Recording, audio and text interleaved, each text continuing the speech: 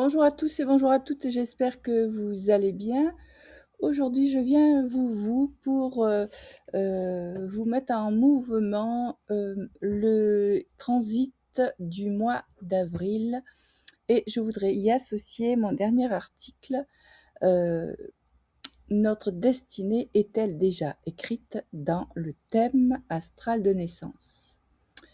Je me souviens très bien que c'est une question que j'avais posée à mon astrologue la première fois que j'étais allée le voir, donc bien évidemment il y a très fort longtemps, et où elle m'avait répondu oui, effectivement, les grandes lignes de la destinée sont écrites dans le thème astral de naissance, mais la manière, les grandes lignes dont nous allons prendre cette destinée nous appartient.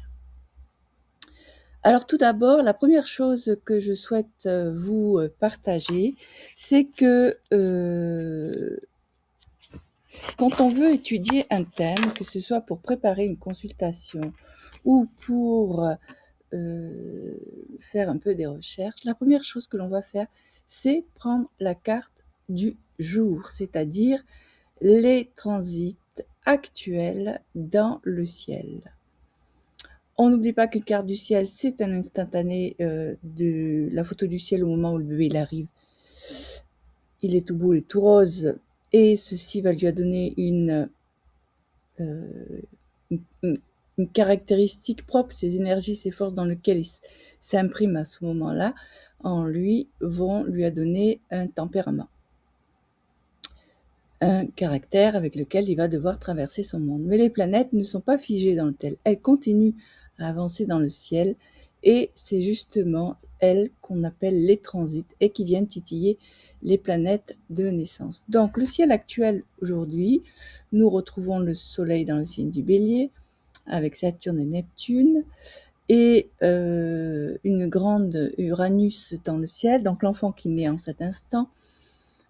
Aujourd'hui, donc nous sommes le 30 mars 2026, il est 14h52 à ce thème. Il sera donc Bélier, ascendant Lion, feu, énergie de feu. Donc les grandes lignes de la destinée, oui, elles sont écrites. Nous avons un joli Uranus qui trône en plein milieu du ciel et qui va apporter ce besoin de changement, ce besoin de se réinventer au niveau socio-professionnel, puisqu'il se situe dans la maison de la vie socio-professionnelle, la maison 10. Donc d'une manière générale, cet être, et bien évidemment cet adulte, au cours de son existence, pourra faire plusieurs expériences professionnelles. En tout cas, il aimera se réinventer. On peut aussi ça peut laisser aussi supposer ou entendre que les professions où il y a une certaine liberté, une certaine initiative, peut-être même une certaine indépendance, vont qualifier particulièrement cette personne. Et puis toujours dans le ciel actuel, nous avons actuellement Pluton en Verseau, donc qui nous ramène à Uranus en 10. En maison 6, là aussi, un élément de plus, cet être aura besoin, bien évidemment, de s'imposer, une grande force aussi dans la vie de tous les jours, puisque la maison 6, c'est la maison de la vie quotidienne. Donc là, nous parlons de grande énergie, d'énergie, de besoin de s'investir profondément dans la vie de tous les jours. Et on a vraiment sa place là à l'intérieur de ce quotidien. On invitera aussi à faire attention au niveau, peut-être, comme c'est aussi la maison des santé, de la santé. Si ça ne marche pas, il y a beaucoup de contrôle avec Pluton, hein. Comme on le souhaiterait, la personne pourrait avoir tendance à somatiser, et notamment du point de vue anxiogène ou faire des angoisses.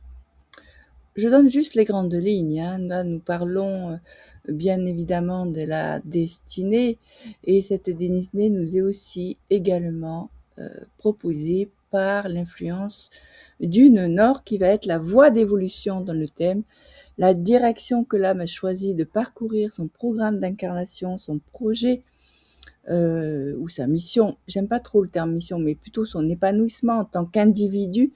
La direction du Nord va être extrêmement importante. Et là, c'est un nœud qui nous demande d'aller en Poisson, qui nous demande d'aller vers les autres, d'aller apprendre à écouter les autres, d'aller être plutôt dans la douceur par rapport aux autres, voire peut-être un petit peu au service des autres aussi, avec le nœud nord en 7, hein, en poisson. Cette dimension d'amour, de paix que le poisson est qualifié de manière complètement naturelle, hein, facile, surtout en plus que ce beau trigone à Jupiter va donner une certaine bonté, une certaine facilité à ce bélier ascendant lion qu'il faudra adoucir dans ses énergies. Voilà, je m'arrête là pour aujourd'hui. On se retrouve très bientôt pour une parenthèse astro.